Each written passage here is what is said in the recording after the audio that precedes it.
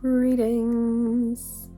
All right, so I want to read a journal entry / poem from 3 years ago, and the title is called The Place. So here we go. I want to go deep, a voice speaks. What are you trying to do? Where are you looking to go? Other voices retort. As the voices within me converse with one another, weaving cyclical contradictions, I zero in on the one voice that is found in the deepest parts of my being. It's a voice that simultaneously exists in the depths and looks for itself in the depths. There's a powerful yearning in the voice that longs to connect with that endless place. Where? The place that isn't really a place.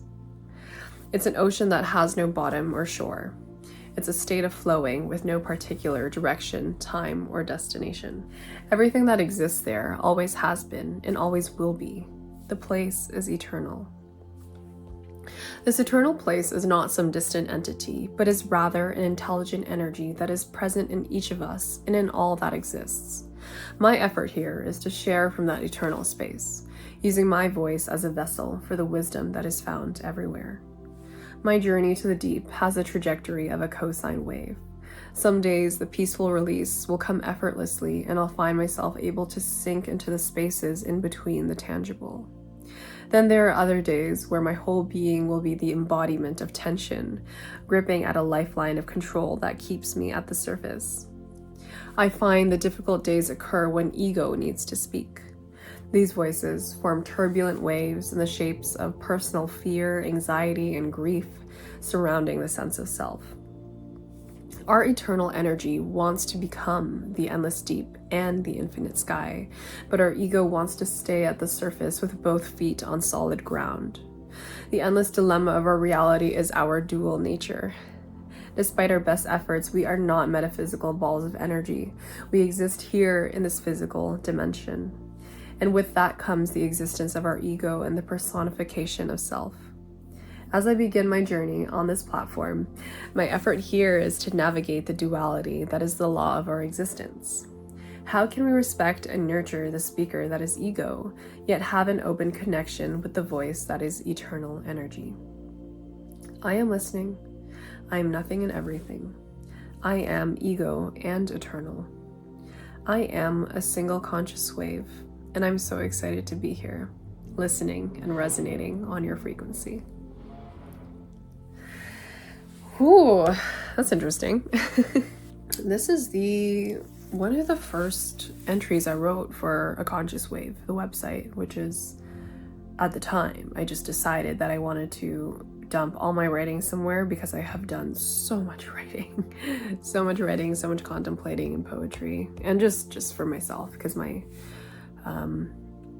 thoughts, and there's something else there wants to go places. So I write a lot, and this became my first entry on the website. Yeah, this is really what it is about.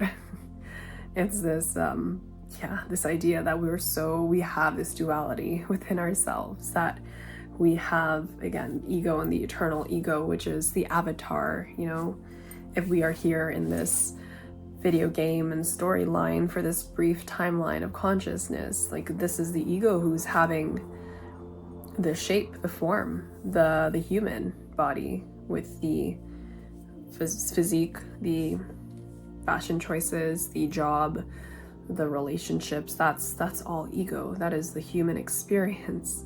But within the human experience is something, an eternal energy that has been here long before we have been here, and that is part of this universe. The universe came from it, and it turned into our universe. So we can talk Big Bang, creation story, God, cosmic energy that formed everything. Like, that energy is in all of us, and it is connected still to the void from which we all came, and which we all will return to one day. And ways that you can connect to this energy is, through meditation, or sometimes through psychedelics. Yeah, or just, any altered state of consciousness that connects you to basically that delta state or the dream state, or even deeper than that. In that space, you'll find that your human sheds.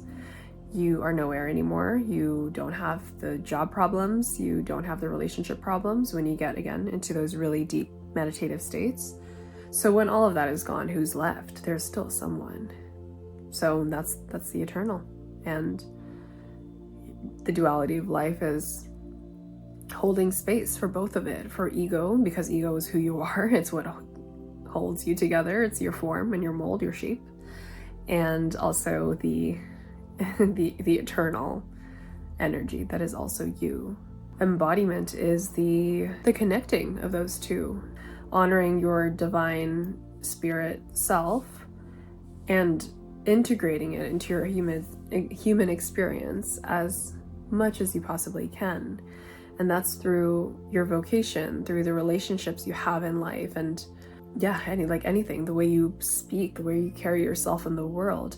To embody your divine eternal self is to make sure that the inside matches the outside, that the way you're behaving is reflective of the fact that you are this very powerful eternal energy that is the creator, that is part of this creative force that is in everything. So once you accept that, and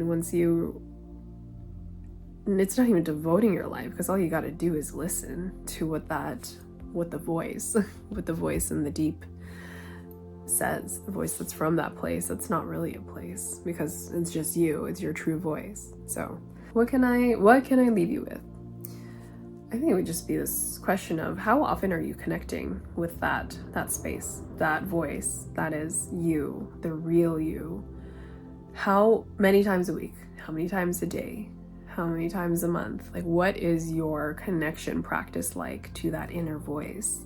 The one that really wants to be heard and seen and manifest in the form of your human experience and your very mindful choices. So to share like what I do is I do a daily practice. It's become a non-negotiable. There's journaling. I journal every day. I also meditate at least for 10 minutes in stillness every day, ideally 45 minutes. And it's in this space where you're completely still and silent, where you feel what's going on. You can feel the aches in your body, and maybe it's actually caused from this thing. Like if you just sit there long enough to see that it's connected to something. Journaling also is a space where you allow your mind to get what it needs onto the paper and, work out certain kinks.